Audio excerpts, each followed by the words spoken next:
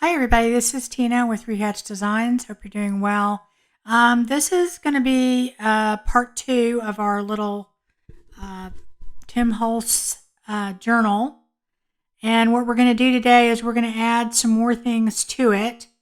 I did a little bit off camera, and I'll show you what that is. I did add some of the backdrop paper to the two end pieces.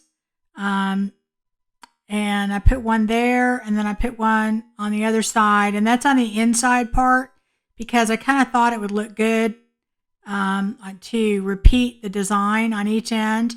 And where I have those Velcro dots, I made a little booklet. We originally had this other backdrop paper that I had folded that I said we were going to put in there, but I wasn't sure how.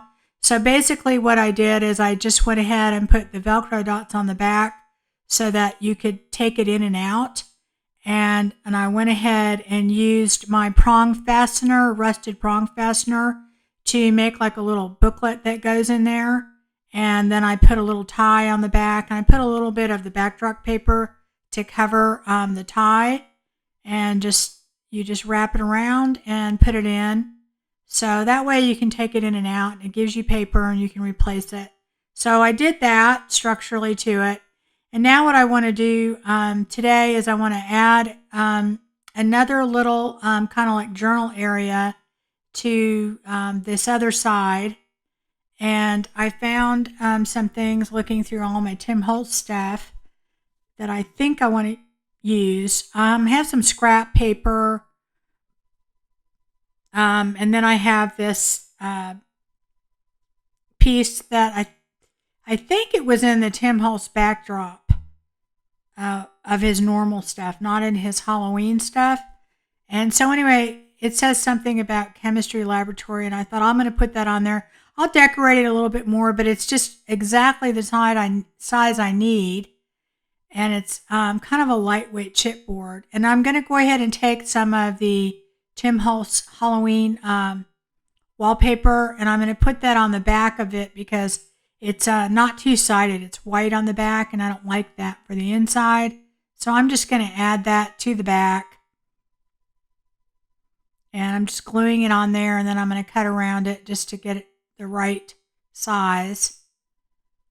So, and I just figured I'll do this little booklet just so that we have some additional writing room. I wouldn't really say that this is a writing journal, but you could definitely use it. It'll have enough pages in it that if you really wanted to use this as like a October daily, you could do that. So anyway, that's that. And I saved those pieces. So, all right, I have another piece here that I want to use. This is another scrap piece. And I'm going to go ahead and use that for the back part of this. Because the backdrop paper is two-sided, I don't have to cover the inside of that. So I'm going to go ahead and cut it closer to the size that I need. And I'm kind of measuring how much I want my flap to be. And I'm not really going to put a spine in this because we're not going to put enough pages to really need one. But it is going to have like a little spine. And so I'm just going to glue that to that piece, and then I'm going to trim it off. And I'm just using my art glitter glue. And I am going to cover the spine with some of the Halloween washi tape. And I just had taken them out just to kind of get an idea of what I want to do. So I'm just going to go ahead and trim around that. I always find it easier to trim after, to glue it on and trim after, because usually even if I measure ahead of time, I usually measure wrong somehow. But this way I know it's exact. So that's really going to be our little booklet, just making round the edge like the other one. So now all I'm going to do is get some papers, and I'm using some kind of grungy coffee dyed paper, some different lined coffee dyed paper, parchment paper, grid paper, and then I'm just going to mix it all up. I'm cutting it to size to fit in there. And you can have some shorter or longer. Now I have a long stapler, and so I can use that to staple these in so I don't have to sew them in, but you could definitely sew them in if you wanted to. Or if you see how I bent that, you could take a small stapler and it would still work. You just have to bend the back and it would fit under there. So I'm just going to vary my papers and then get them how I want them. And as I said, you could sew it in and you could use a regular stapler. You just have to bend your papers, like kind of fold them in half like I did earlier. So anyway, I've stapled it all in and we're ready to go. I did add some washi tape to the back. I didn't show you that, but I just put that over the spine just to add color and to cover the staples. And now I found this little piece in the Halloween papers, in the ephemera, and I'm going to put it on the back just to give it some decoration because it's kind of plain. And that's pretty much all I'm going to do. I may have to trim off a few of these pieces of paper in the end, but I think it'll fit pretty good. So it's going to go right there in the booklet. And in order to make that work, I'm going to have a way to keep it in there. And what I'm going to do is add some eyelets to the top and the bottom of that piece. And so I'm going to make sure all my washi tape is glued down. And that washi tape also reinforces it.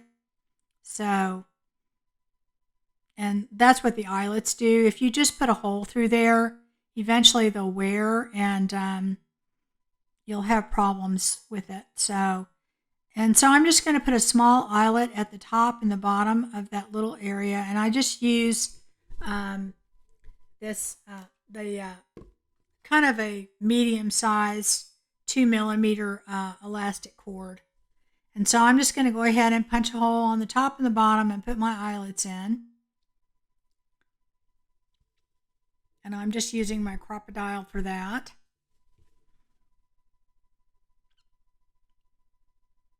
So anyway, right at the top, and then I'll do one on the bottom.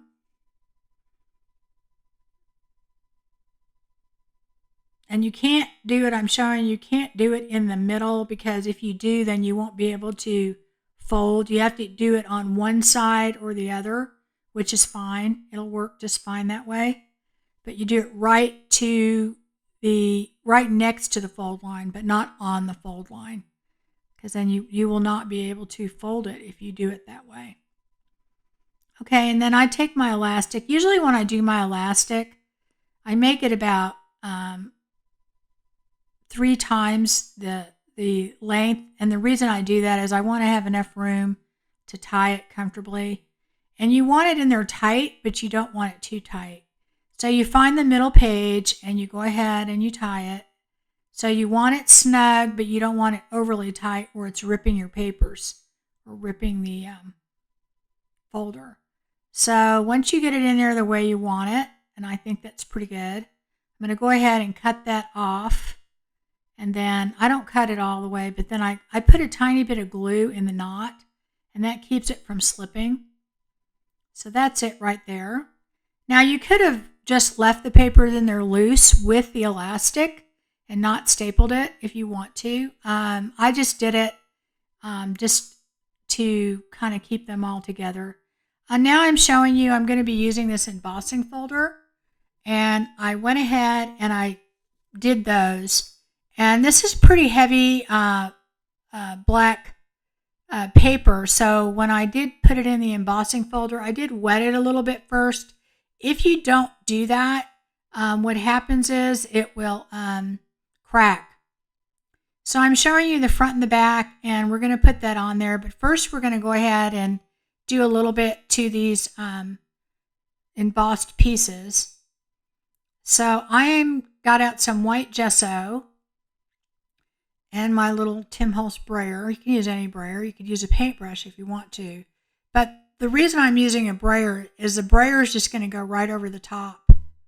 And so I got to make sure I get the right side. So see, now you can see the skulls. And I'm doing that. And this is just plain old white gesso. I really like how that looks. So, and I sprayed it with water because I want a little bit of the white to kind of go in other places. And I want to be able to see more of the black showing through in spots. And the gesso will actually dry a little bit lighter too. You can also use white paint or any other kind of paint or anything else you want to use on this. Okay, so now that I've done that on that one, I'm going to do it on the other one.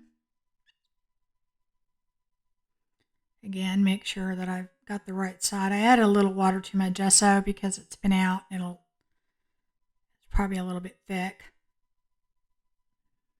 And the reason that I'm using the brayer, I think I said, is that it won't go in the little indentation area. So this way you're getting just the highlight, the higher areas. Okay, so I'm going to spray that a little bit.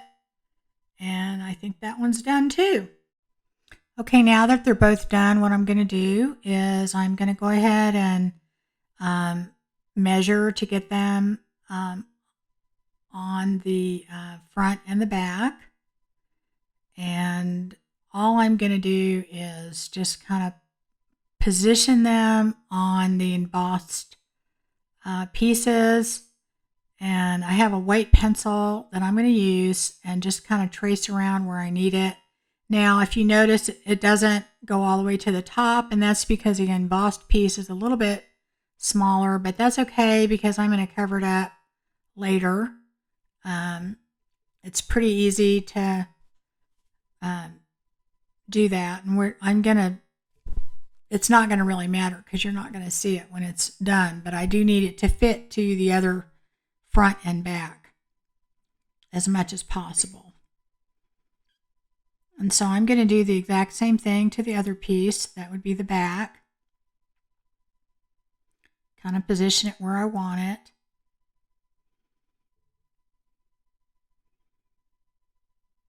And just kind of trace around it. And it doesn't have to be exact, and I'm making it a little bit bigger so I have some leeway.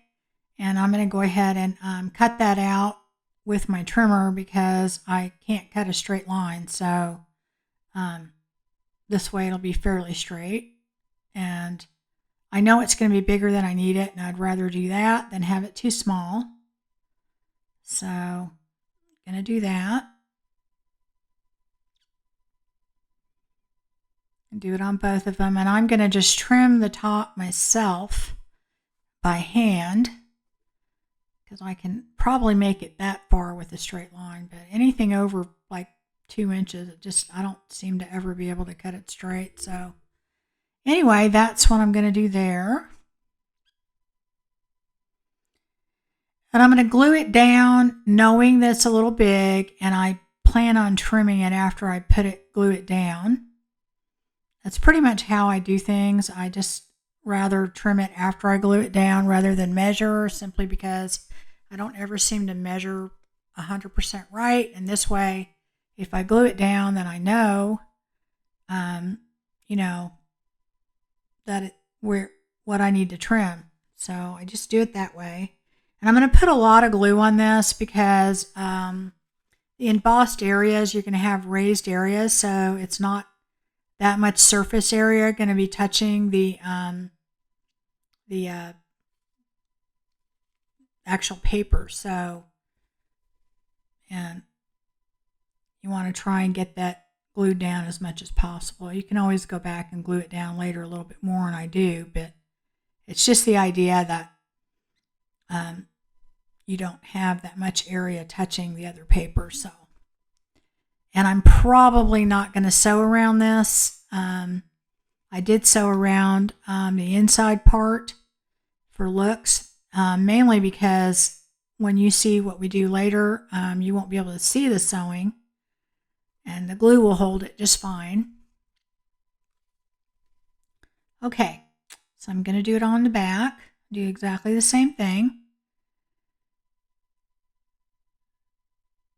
I really, really like this embossing folder. It's really fun. I almost couldn't get it. I was so desperate to find it, and I finally did find it. It popped up on Amazon after, for a while, it wasn't out there. I will tell you, on any of the Tim Holtz's new releases, like I've been trying to get Christmas stuff and I waited too long. But I did find almost everything I wanted, and but it took me a while, and I had to pay. Well, you usually have to pay full price. It's hard to not get that. I tried to get some at Joann's with a coupon, and that was hard. Okay, so now that I've done that, I'm going to make sure it's on there right, and I'm going to trim it all the way around just like I did the other one. And again, we will have a little gap on the top, but that's okay. So that's how it looks, and it looks good from the back too, so that's important. So now that we've done that, I have some grit paste, and this is just the white grit paste, the Tim Holtz grit paste. I didn't buy any of the gray because I figured I could color it on my own, but what I'm going to do is use a tiny bit of walnut stain re-inker. You don't want to use like the oxide spray or whatever because it'll make it too watery. So, and you just use the tiniest little bit will go ahead and change the color. And you're not adding so much liquid like you would have to with just like an oxide spray or stain. So it doesn't change the thickness or the actual grit paste. If you were to add something like an oxide spray to it, it would probably be too liquid. And now I'm using just some white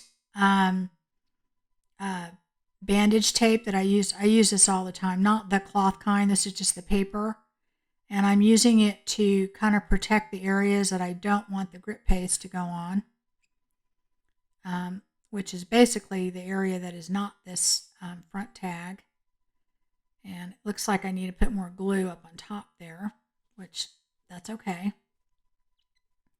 So now I'm going to go ahead and I'm putting grit paste all around the edges, and that's why it didn't matter so much that it didn't match up perfectly. And I'm going to go ahead and put some in the middle too, because this is supposed to look like it's been around for a while. And we're going to do more to this later, but this is the first step.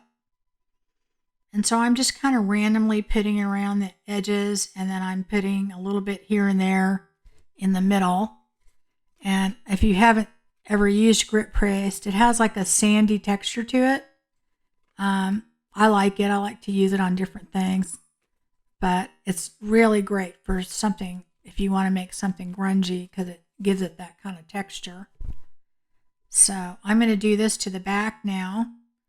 And I know you can't see it very well, but I had to kind of stand it up to do it because the back is still wet.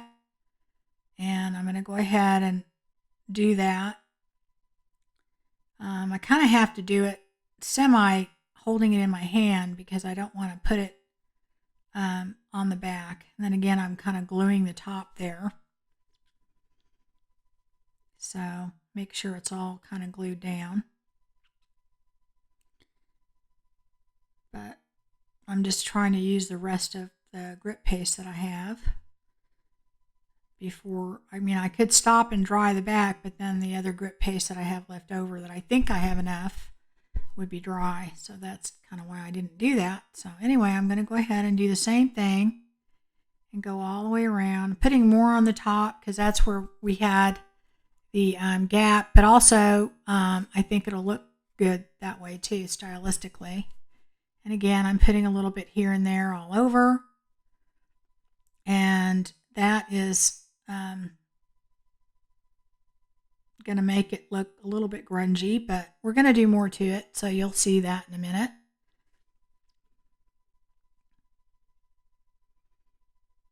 And that should be the end of my grit paste. And I think I'm done there. So, okay, so I went ahead and got out my walnuts distress spray, walnut stain, peeled paint, and gathered twigs. And it's basically a light brown, dark brown, and green, kind of a mossy green. And I've got a paintbrush, and I'm not really letting it dry in between. I'm just kind of taking different colors and putting them all over. And it's okay if they blend together a little bit. That's okay. And I'm basically going over all of the areas of where the grit paste was. And that's why I colored it, is some of it doesn't, if I don't paint it all exactly, then you'll just see the lighter brown kind of peeking through. And the peeled paint is a great color if you want a mossy color. It's really, I think, the perfect color for that. And it is blending a little bit with the green, with the brown, but that's kind of what I want. So I'm just going to basically keep painting all the way around and trying to hit all of the spots as much as I can. And I'm sure I'm going over a little bit too, but that's okay. I mean, you could add a lot more than I'm adding, but I think it'll be just enough. I want to still be able to see the skulls when we're done, so it's kind of the point.